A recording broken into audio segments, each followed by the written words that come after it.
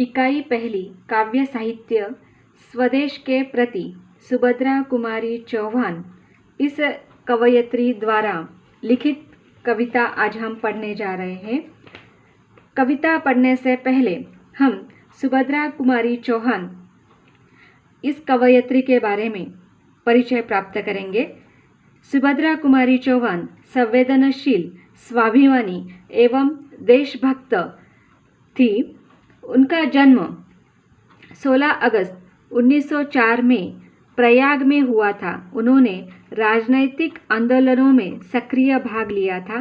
पंडित माखनलाल चतुर्वेदी के साथ कर्मवीर के संपादन तथा असहयोग आंदोलन में हिस्सा भी लिया था। आधुनिक कवयित्रियों में सुभद्रा जी का प्रमुख स्थान है। उनके काव्य में एक ओर नारी की सहज भावुकता और कोमलता के दर्शन होते हैं, तो दूसरी ओर सामंत युगीन क्षत्ररानियों का तेज भी झलक उठता है। इस प्रकार देश प्रेम और पारिवारिक प्रेम ही उनकी काव्य रचनाओं का प्रमुख विषय रहा है। वास्तव में उनका देश प्रेम उत्सर्ग की भावना से पूर्ण है।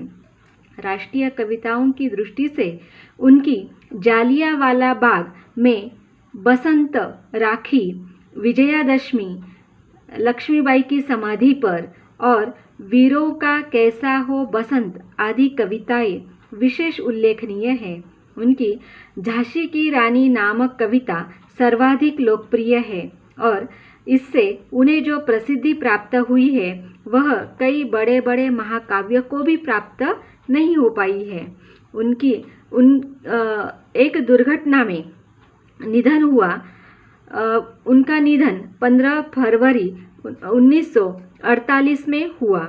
उनकी प्रमुख साहित्य कृतियों में मुकुल, बिखरे मोती, उन्मादिनी, त्रिधारा, सभा के खेल, सीधे साधे चित्र और विवेचनात्मक गल्प विहार संपादित रचनाएं हैं।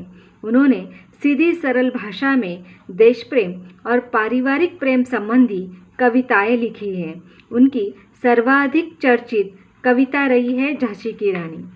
स्वदेश के प्रति इस कविता को अब हम स्पष्ट करेंगे।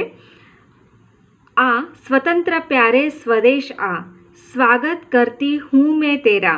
आ स्वदेश प्यारे स्वदेश आ, स्वागत करती हूँ मैं तेरा। इन पंक्तियों में सुभद्रा कुमारी चौहान यह स्पष्ट करना चाहती है कि अंग्रेजी शासन की गुलामी से स्वतंत्र भारत को कवयित्री सहृदय स्वागत करती है। तुझे देखकर आज हो रहा दूना प्रमुदित मन मेरा। तुझे देखकर आज हो रहा दूना प्रमुदित मन मेरा। अर्थात ऐसे आबाद स्वतंत्र भारत को देखकर कवयित्री का मन दुगुना आनंदित हो रहा है, उल्लासित है, प्रसन्न है। और इस स्वदेश को उन्होंने अलग अलग प्रतिमान दिए हैं, प्रतीक माना है और उसे मानवीकरण अलंकार के रूप में देखकर अलग अलग भावनाओं को व्यक्त किया है। अर्थात छायावादोत्तर कविता धारा में सुभद्रा कुमारी का नाम महत्वपूर्ण है। ऐसे ही यहाँ पर प्रतिबिंब स्वदेश में सुभद्रा कुमारी चौहान देख रही है। अगली कड़ी में वह कहना चाहती है, आ उस बालक के समान जो है गुरुता का अधिकारी। आ उस बालक के समान जो है गुरुता का अधिकारी।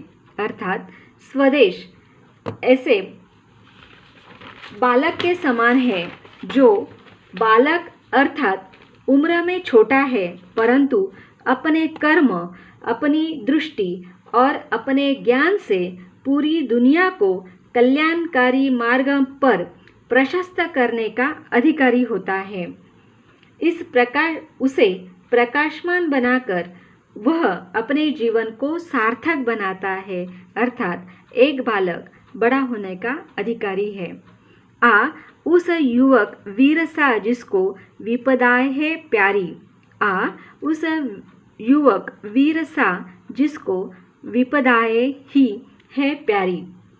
कवयित्री उस युवक वीर को पुकारती है जो अपने जीवन काल में संकट अथवा विपदाओं को गले लगाता है, अर्थात उनसे बिना डरे बिना पलायन किए डटकर सामना करता है, उनका मुकाबला कर उन पर मात करके अपनी मंजिल प्राप्त करता है। वीर युवक को विपदा ही प्यारी लगती है, उनको सार्थ स्वीकार स्वदेश को बचाना और बचाना ही उसके जीवन का मूल उद्देश्य होता है।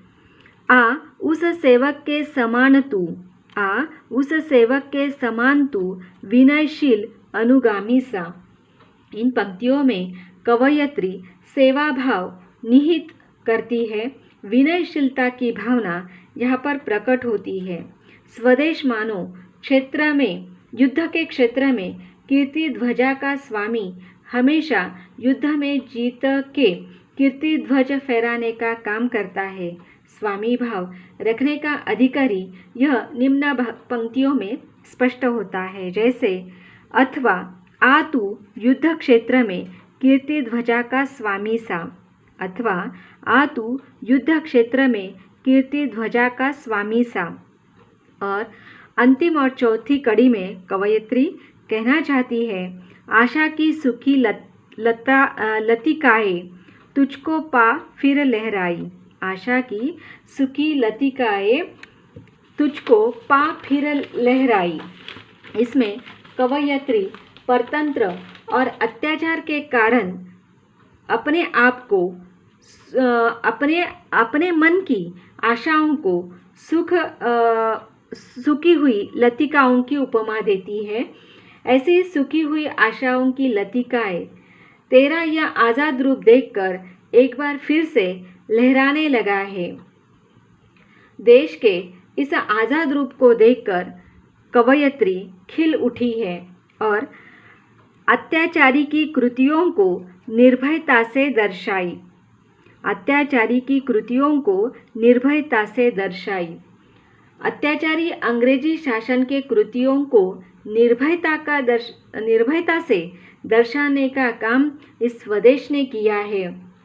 स्वदेश प्रेम, स्वाभिमान इत्यादि अपनी भावनाओं को दर्शाने का इस अंतिम कड़ी में सफल प्रयास कवयित्री ने किया है।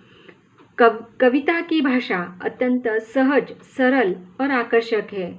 भाव पक्ष के अंतर्गत कवयित्री अपने स्वदेश के प्रति अपनी विभिन्न भावनाओं से केवल यह कामना करती है कि मेरा देश स्वतंत्र आबाद बना रहे, मेरे देश में वीर साहसी युवक पैदा हो, जिसमें ऐसे बालक भी हो जो आगे जाकर पूरे विश्व कल्याण के लिए मार्ग प्रशस्त करने वाला हो, युद्ध क्षेत्र में कीर्ति ध्वजा फैलाने वाला स्वामी हो, हमेशा जीत दर्ज करने वाला हो, अत्याचारी अन्याय का नाश करने वाला हो।